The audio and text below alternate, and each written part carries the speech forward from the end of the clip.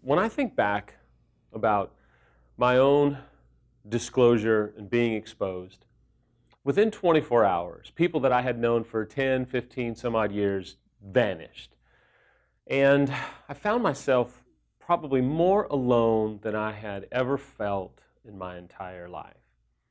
Through a course of events, I found a gentleman who I had heard about, had a story like mine, and he was in Oklahoma. I drove to Oklahoma and met with him. He was incredibly gracious. I'll never forget that.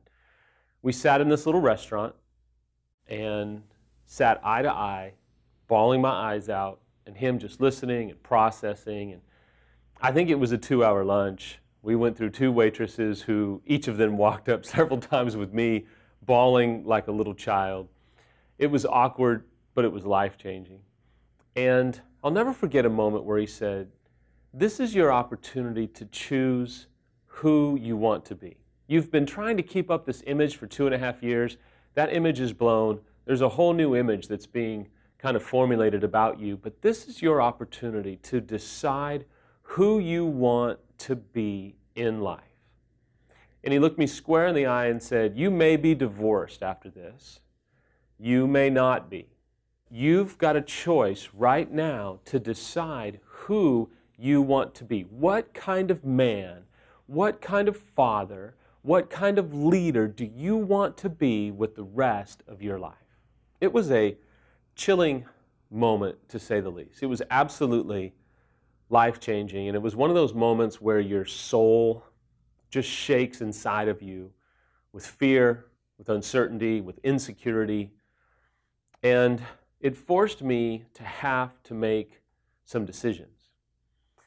Now, the other day, I was watching a video on YouTube by a gentleman who is a bit of a polarizing individual, and he has a video that is basically entitled, "Be the Hero of Your Own Movie." And in case he sees this, it's Joe Rogan. I would never want to take credit for something without giving someone credit.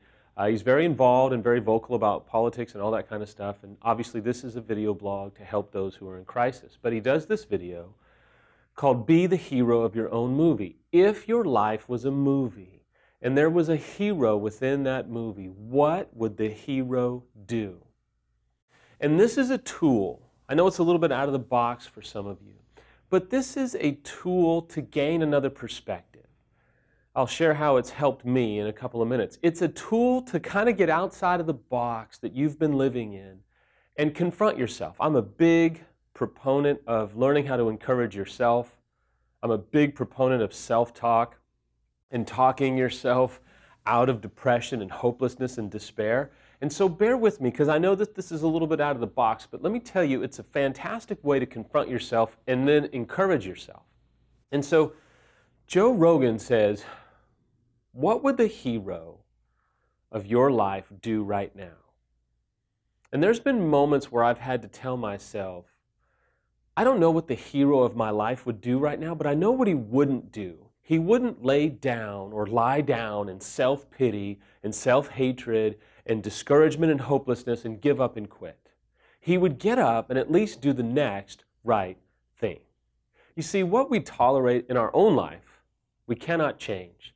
And I think there's a point where we have to get another angle, we have to get another way to see our own story, how it's evolving and how it's changing and the mistakes that we've made, and see it not from a judgmental, self-hating, condemning approach, but a way to look at ourselves and say, what would we do if we were to do things differently? What would the hero of our movie do? I'm going to do that. I'm going to get up today. And while my marriage is uncertain, and whether my spouse may or may not even be willing to talk with me or come home to me, I can do the next right thing for me. I can show that I am worth my own recovery. I have choices that I can make, and I don't have to be a prisoner to my spouse's decisions. I don't have to lay down and die. I can get up and refuse to be a punching bag, because I'll tell you, I know what it's like to be a punching bag, to just feel like life is punching you one punch after another, where one thing happens and it's bad enough, and then 2, 3, or 4 things happen and you go, I don't know how much I can take. And there's a moment where you say, what would the hero of your life do? They probably would get up. They would probably find the strength to keep going because it was the right thing to do, because other people were depending upon them, because they had kids, because their life was not over at 40 years old, because they still have a chance to live on even if you end up divorced. At this restaurant, after my mentor was very gracious and very kind, he kind of shifted gears when I stopped crying, and he said, now, I need to tell you some things because these things saved my life. And he said, you put yourself here. This is nobody's fault but your own. You did this. This is not Samantha's fault.